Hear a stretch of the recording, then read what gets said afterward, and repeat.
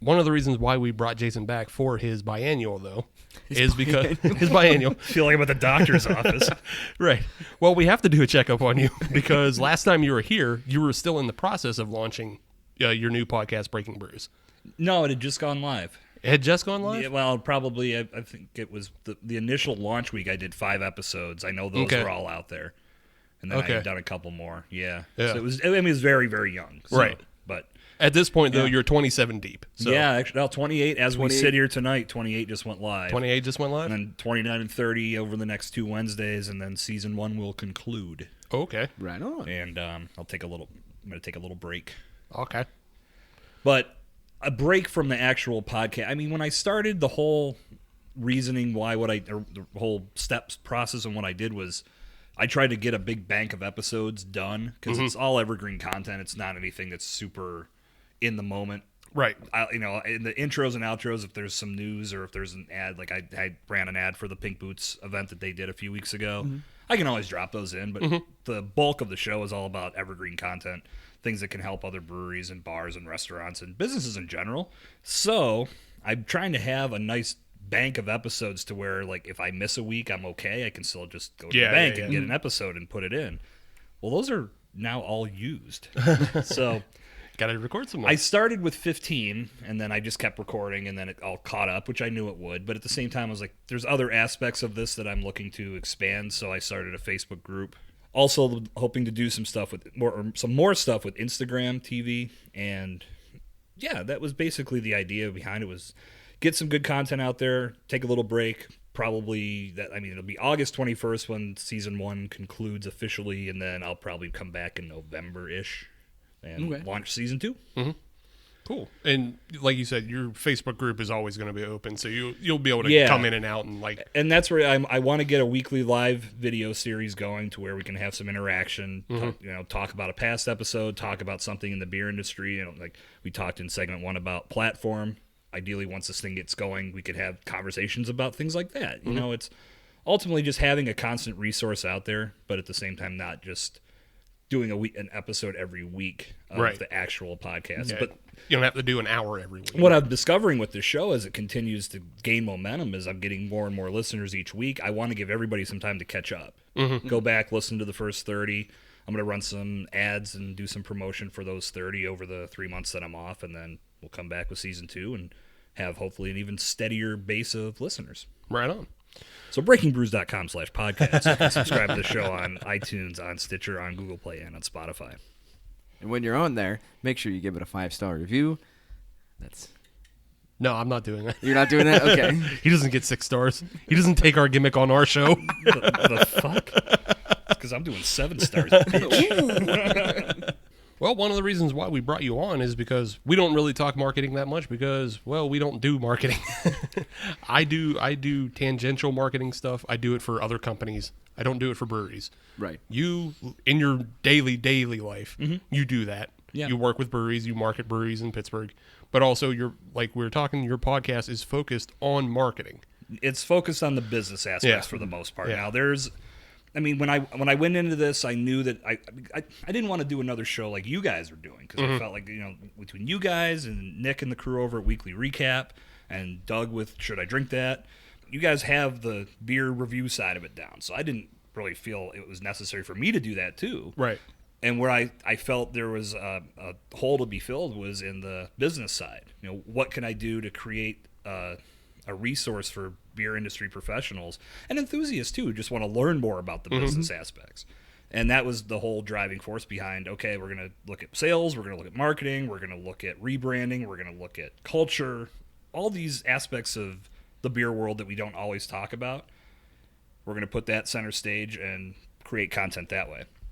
Right on. So what were the top things that you've learned so far? I mean, you can go all the way through season 1 if you want to, or up to the point that people can listen. But yeah, I was going to say I don't want to give it all away. Right, yeah. People go listen to the show, but right. Well, I would say if you listen to the episodes that are existing now, one of the big themes, other than us ranting about dirty glassware in Instagram pictures, because that's a big epidemic. If you're marketing a product or a service in these days, it's just not enough anymore. you have to provide an experience for your consumers. And we had several conversations, some on purpose go that way. Other ones we just started on one topic, and it just led to the fact that if you're not providing a good experience for your consumers when they visit you, they're going to go to the place that will. Mm-hmm. So you can't just market that you have good beer. It's a big part of it, no doubt about it, or that you have food, also a big part of it. But you have to be giving them an experience that makes them want to come back to you time and time again.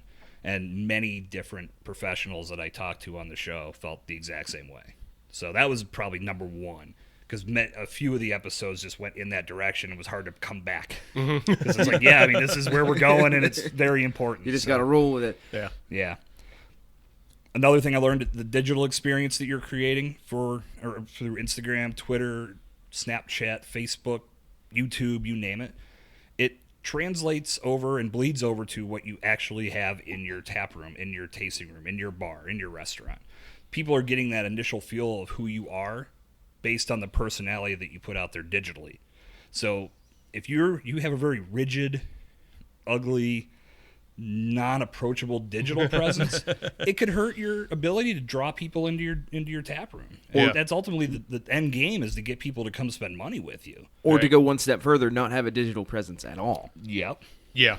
That can hurt you too. Absolutely. I mean, that's something we preach to everybody. I mean, some people will set up a page and never touch it, which obviously gets you nothing. Right. Yeah. That can be even worse. I mean, and that's the thing. Every fifth episode was dedicated to a different aspect of marketing, just strictly. Mm-hmm. And at the same time, there was some crossover, because everybody's, there's some tried and true methods that people use every day to market their business. So, of course, those commonalities are going to come to light. But at the same time, everybody's approaching things a little bit differently, and a little bit, more hardcore than others, right, is one way to say it. So another point, and we talked about this a few minutes ago, the consistency side of it. Whatever your approach whatever approach you put out there, it has to be done consistently.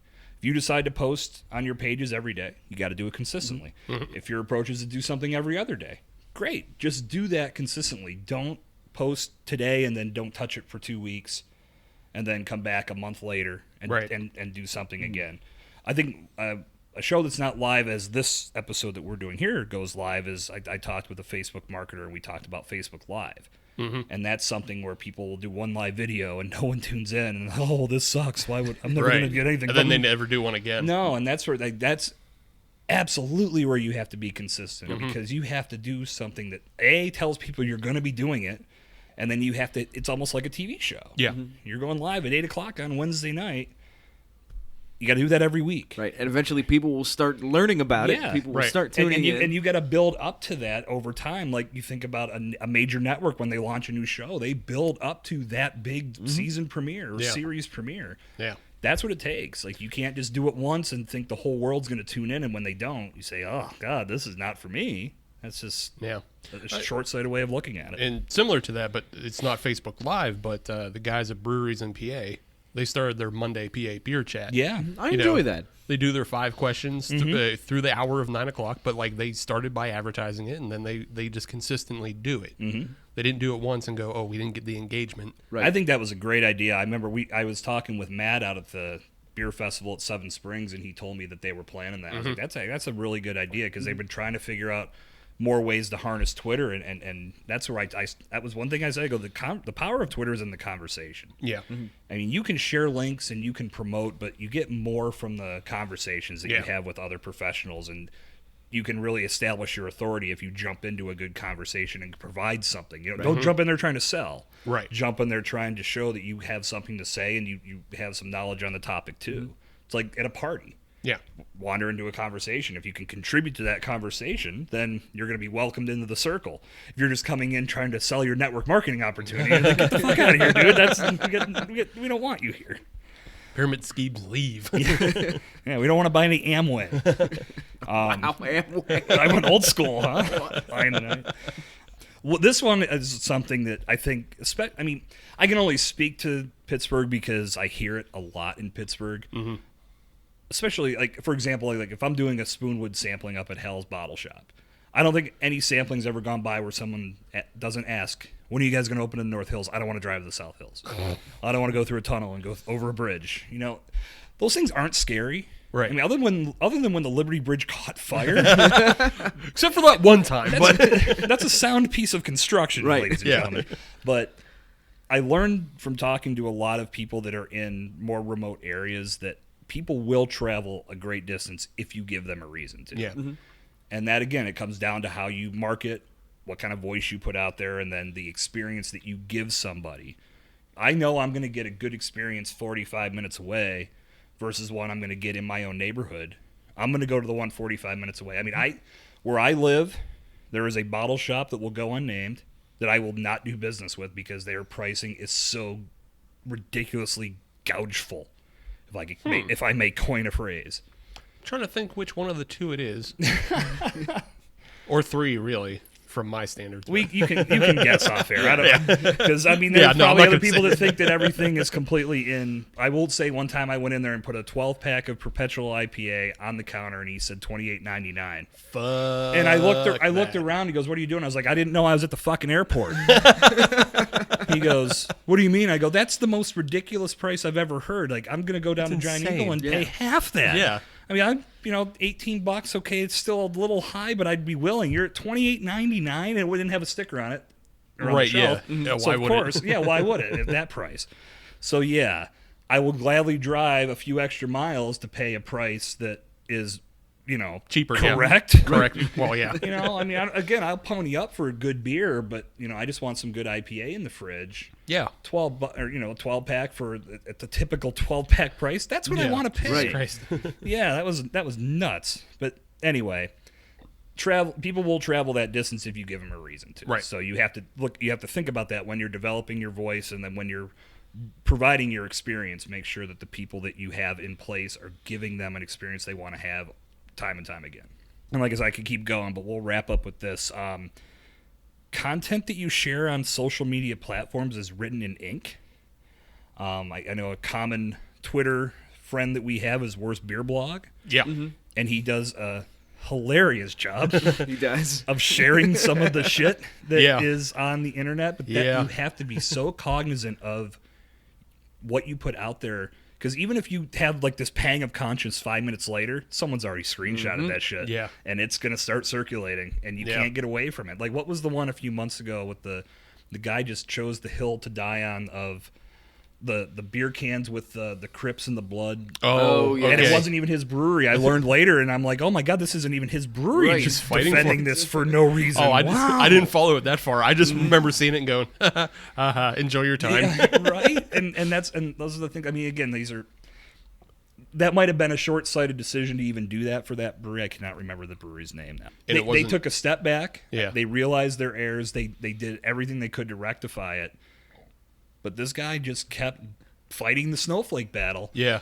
Again, I mean, not that, as you watch these things unfold, you may agree or disagree with what you're seeing, but from the business end of it, you're putting yourself in a horrible, Yeah. horrible PR Yeah. position. Absolutely. If you put stuff like that out there. So think real hard if you've got something that's borderline, If you want to, like just keep it to yourself. yeah. If you want to defend yourself as a person, that's fine. But don't use your brewery or your business as your platform. Don't defend your business the same way you would just defend yourself and your bad ideas. Because that's not Yeah. necessarily just you being affected. Right, There exactly. are That's employees, what it is.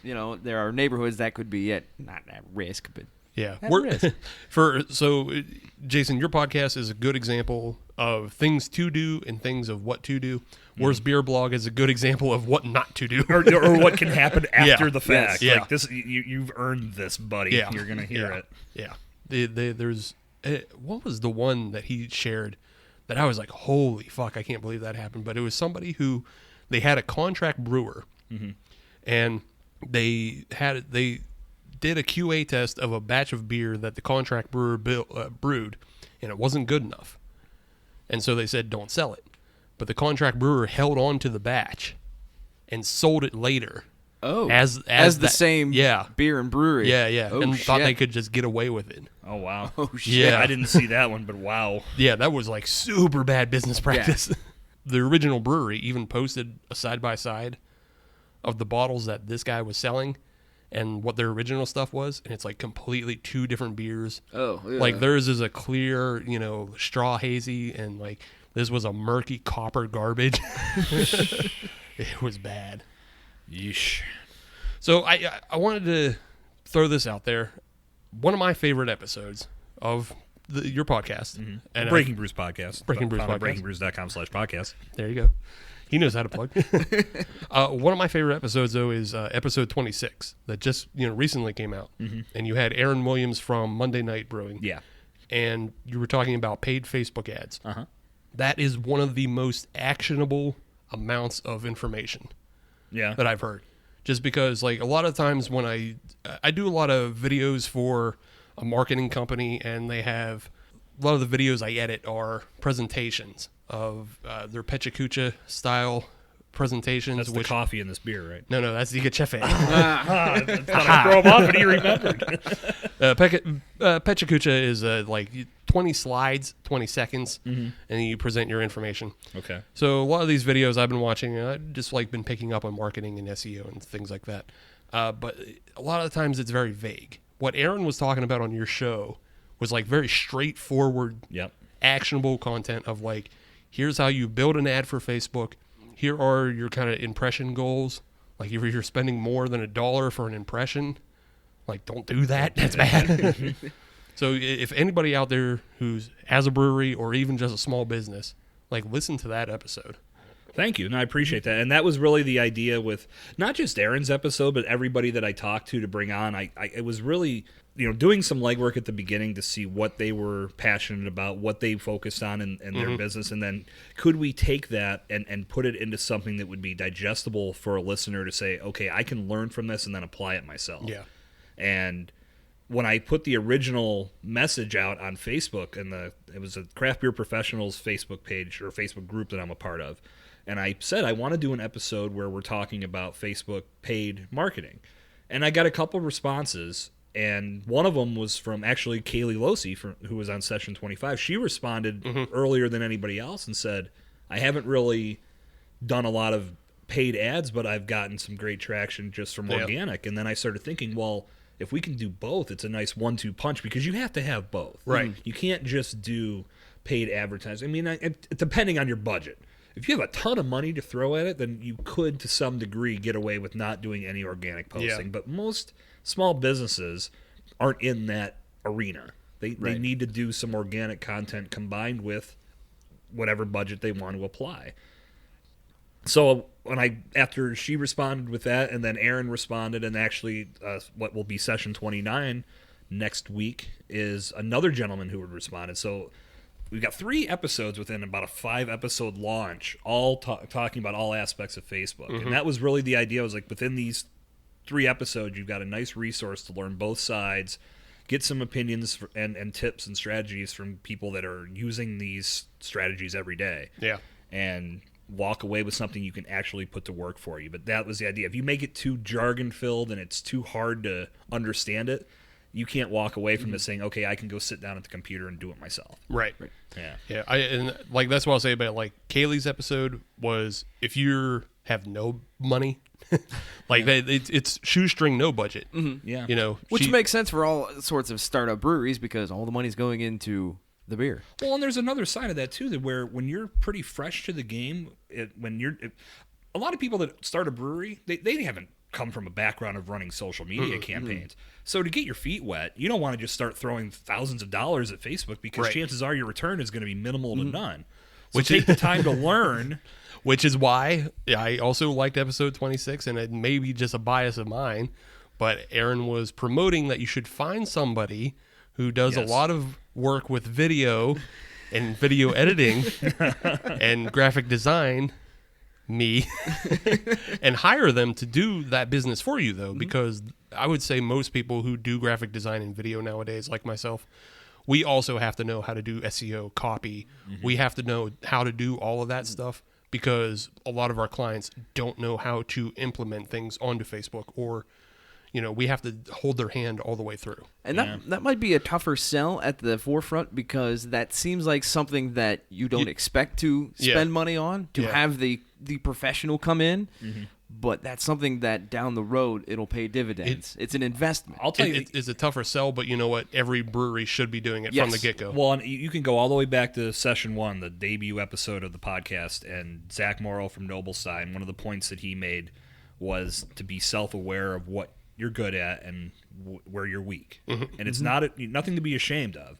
Just know where your strengths lie and where you need to get some additional help. Right. So if you're not strong in the marketing realm, it does not hurt to bring in somebody that knows that aspect because it's a very important part of your business. If you're not, if you feel you don't have time to go out and sell your product, look for somebody that can come in and sell your beer. And find a street team. Yeah.